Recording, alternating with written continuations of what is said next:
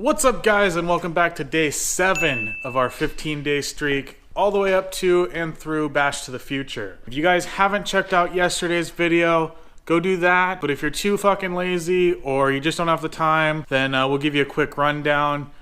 But there's a long backstory to this, and you're gonna want to check out that video. So yesterday we pulled out Michael's motor again and ripped the transmission off of it. Everything seemed to free up as soon as we did that. Transmission spun fine, the engine spun fine, which is good. That kind of gave us some more confidence. We were really worried that maybe the motor had seized or even like the transmission had seized. So far, Michael spent his morning on the phone with Xcessive, and they've honestly been great. Apparently that this, well, I'm just gonna take you over to him because he can actually give you a quick rundown. All right, so when I called, I told him about the issue I was having. He knew the issue. I guess it's happened recently.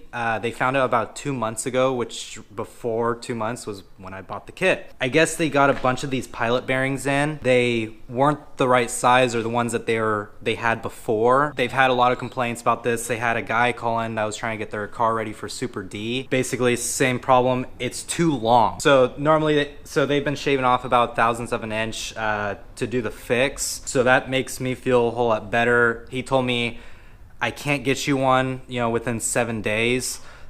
So he recommended taking it to a machine shop or doing it myself. And doing it myself looks the best right now because we're gonna press this flat against here because he was saying the pilot bearing does not need to contact the crank. This is just to hold support for the input shaft and keep it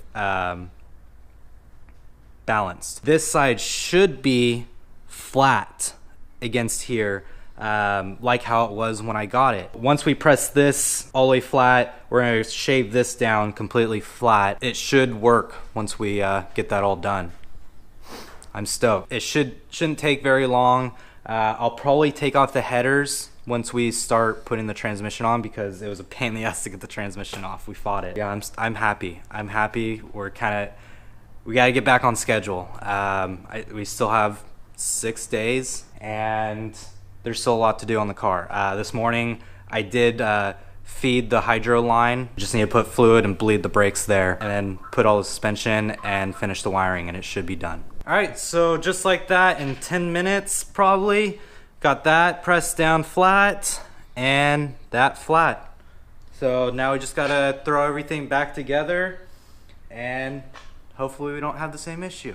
All right, well, things are going back together. Got the header out back on, got the transmission back on. Finally. It spins like butter. So stoked. Michael's just gonna double check and confirm that his injectors are wired up correctly with it out of the car. And then we're gonna throw this back in and get back to getting this thing started up. Hopefully it starts. Just a quick little update. While we were going through Michael's wiring, he did have 2 wires flip-flopped on the, for the coil packs for cylinders 5 and 7.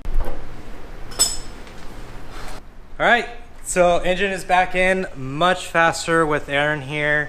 Yeah, I just, maybe an hour of us putting everything. Maybe. You've got shit. It looks like you drilled grease.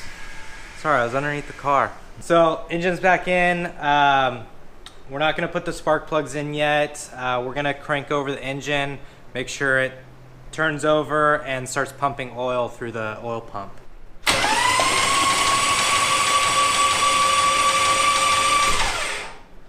Good? Shit ton of oil. Okay, that's what we want. All right, we got oil pumping.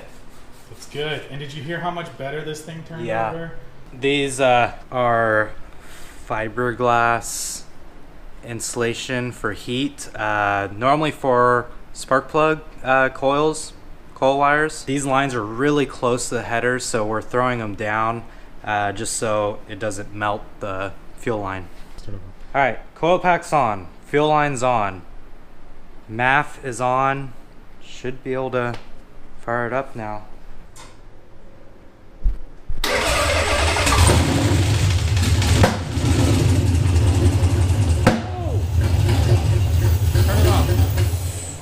It turns itself off.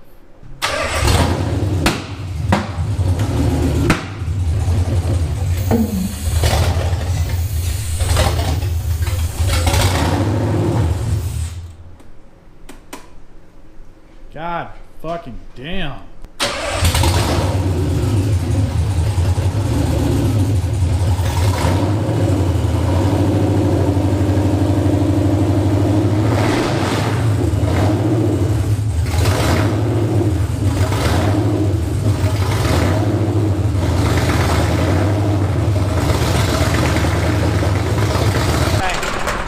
Fucking starts.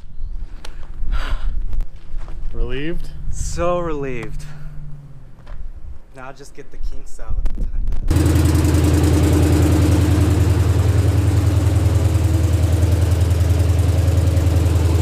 So fucking loud!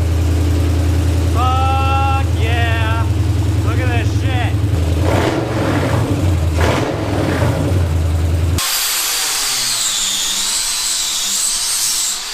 The front end on Michael's car is definitely starting to take shape. He's just working on that radiator support so we can get that tacked in.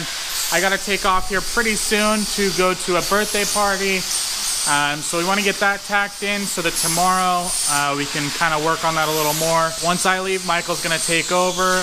We're hoping we can get this thing at least ready enough to go get it aligned tomorrow. So if we can get this aligned tomorrow, then I think we're gonna be all right.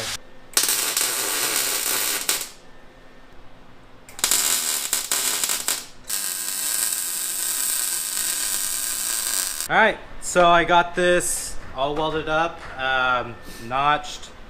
It turned out a lot better than the tube front did. It just fit right into place where I wanted it.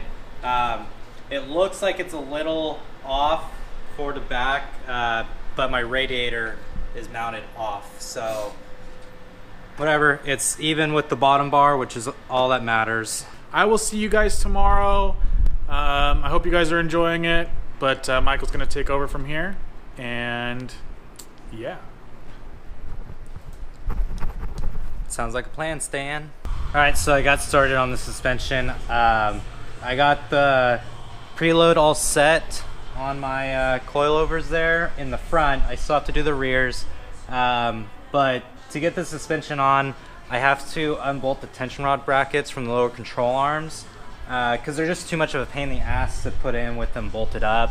And I have to unbolt the tire rods, thread the tire rods on, and then I can put it back into the knuckle. So let's get going on this. All right, so I got all the front suspension on. It's all tight. I'm just looking for my rotors. My brake calipers are right there, but I can't seem to find my rotors, so I'm on the hunt right now to try and find the rotors. Since I cannot find my rotors, I'm gonna put my driveline in because that needs to get done also. But I have no clue where these rotors are. I remember when we moved to the shop, I remember seeing them, but I can't remember where they're at. I just, need to move some stuff around and look harder, but let's get this driveline in, this one piece. It'd be nice to have one piece. All right, so I got the driveline in, but I'm running into a little issue. The driveline's a little long. I do have a Q45 diff in my car and not a 240 diff, so I don't know if that's part of the issue because this diff is for the swap into a 240. I don't know if I already said, I gotta go to O'Reilly's and pick up rotors. My front rotors are from Aaron's front clip when he got the SR, so they're a little bit bigger, and the rotors I found that are the same size are a 93 Nissan Altima. It's 280 millimeters in diameter and 22 millimeters deep. So we're gonna go stop there on the way home. We got the coilovers in the rear off. I'm gonna set the preload on those, put them back in, make sure everything's tight in the rear. We're probably gonna bleed the brakes. I got the rear coilovers on. There you go. The preload's set and all the bolts tight. I'm going to bleed the rear brakes since it's something else we can do, and probably get out of here because there's not really much I can do left other than bleed the cooling system, and it's getting late, so I don't want to run the motor. I don't have any distilled water. I know I could just use regular water, but might as well make it good, make it run well. All right, so we got the brakes bled to the rear because only my hydro is going to the rear. My foot brakes will just be my front brakes. But Here, I made this pivot point too high up on the handle. It should be down lower because, as you can see, that's me pulling really hard and it don't move. All right, so we got the steering column all bolted down into the rack. Will's gonna turn it. There's lock that way. Love seeing that lock. It's too bad it's not even on the following wheel. Should get me some good entries. Call it a day, go to O'Reilly's, pick up a few things. So that's gonna do it for this video. So much progress today. Got the motor started, got the radiator support done, got the rear brakes bled, got the driveline in. We'll see you tomorrow for day 5. Peace.